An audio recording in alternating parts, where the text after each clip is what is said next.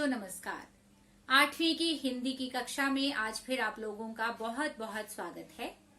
बच्चों आज जो उपविषय मैं आपको समझाने जा रही हूँ वो है विशेषण। हम लोग इससे पहले संज्ञा और सर्वनाम पढ़ चुके हैं। आइए थोड़ा सा दोहराई, थोड़ी सी पुनरावृत्ति हम लोग इन दोनों की कर लें। संज्ञा किसे कहते हैं?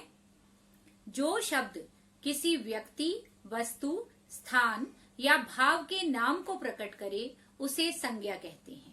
इसके बाद बात आती है सर्वनाम की कि सर्वनाम किसे कहते हैं।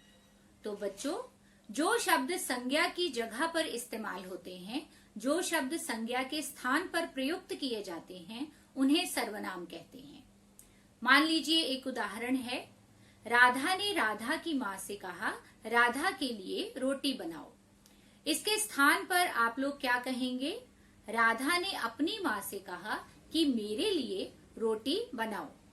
तो संज्ञा की बार बार पुनरावृत्ति को, दोहराई को रोकने के लिए उसकी जगह पर जो शब्द आते हैं, मैं, मेरा, तुम, तुम्हारा, उसका, इधर, उधर, ये सभी क्या हैं? ये सब हैं सर्वनाम। लेकिन आज हम लोग बात करने जा रहे हैं विशेषण की।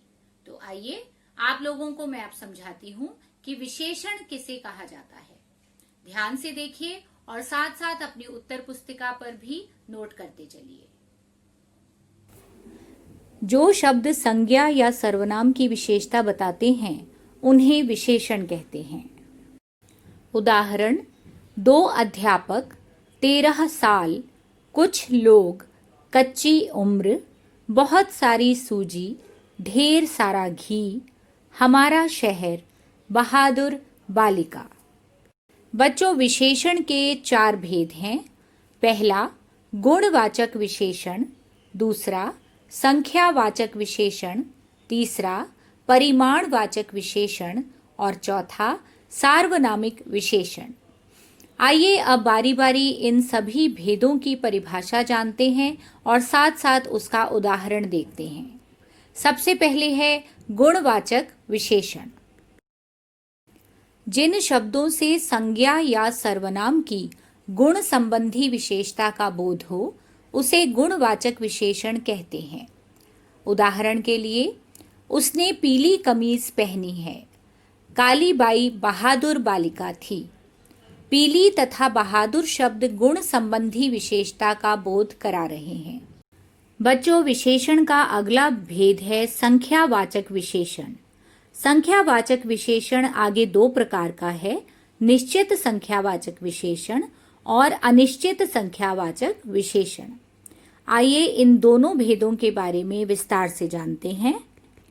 निश्चित संख्यावाचक विशेषण, जिन शब्दों से संज्ञा या सर्वनाम की निश्चित संख्या का बोध हो वे निश्चित संख्यावाचक विशेषण कहलाते हैं।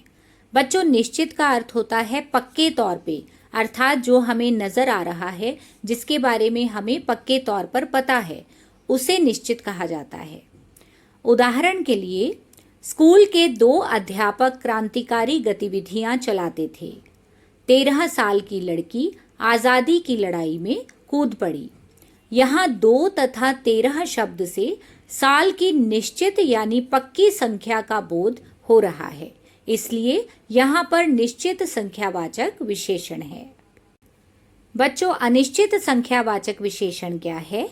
जिन शब्दों से संज्ञा या सर्वनाम की निश्चित संख्या का बोध ना हो उन्हें अनिश्चित संख्यावाचक विशेषण कहते हैं। उदाहरण के लिए, कुछ लोग तथा कुछ सिपाही वहां पहुंचे। कुछ शब्द से लोग तथा सिपाही की अनिश्चित संख्या का बोध हो रहा है। यहाँ पक्के तौर पर हमें नहीं पता है कि कितने लोग पहुंचे या कितने सिपाही पहुंचे, इसलिए यहाँ पर अनिश्चय की स्थिति है। तो यहाँ जो विशेषण होगा वो होगा अनिश्चित संख्यावाचक विशेषण। बच्चों विशेषण का तीसरा भेद है परिमाणवाचक विशेषण, जिसे आगे हम 2 भागों में बांट सकते हैं, निश्चित परिमाणवाचक विशेषण और अनिश्चित परिमाणवाचक विशेषण। आइए इन दोनों के बारे में जानते हैं। निश्चित परिमाणवाचक विशेषण। बच्चों पहले तो यह समझो कि परिमाण का अर्थ क्या होता है। परिमाण का अर्थ होता है नाप तोल।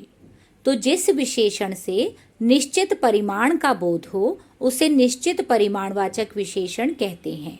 उदाहरण के लिए, पिताजी ने लंगर के लिए 50 किलो चीनी भिजवाई। यहाँ 50 किलो से चीनी के निश्चित नापतोल का पता चल रहा है।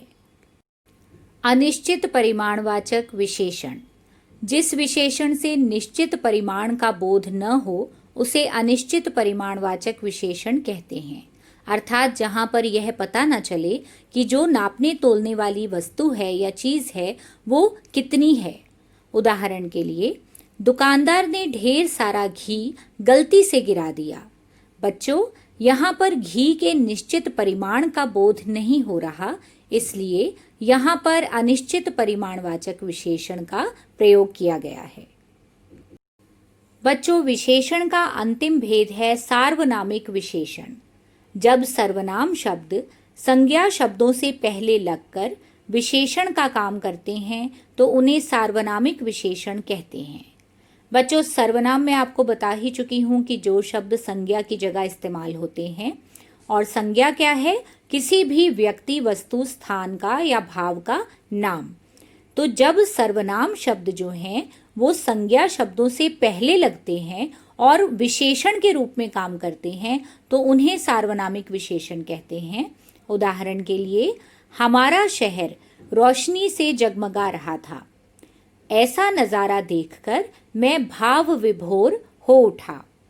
इन वाक्यों में हमारा तथा ऐसा ये दोनों सर्वनाम हैं, पर ये दोनों सर्वनाम शहर तथा नज़ारा संज्ञा शब्दों से पूर्व आकर यानी उनसे पहले आकर उनकी विशेषता बता रहे हैं, इसलिए यहाँ पर सार्वनामिक विशेषण है। उम्मीद करती हूँ बच्चों कि विशेषण और उसके भेद आप लोगों को अच्छी तरह से समझ आ गए होंगे। इसका लिखित रूप नीचे आप डिस्क्रिप्शन में भी पा सकते हैं। इसी तरह से पढ़ते रहिए और आगे बढ़ते रहिए। धन्यवाद।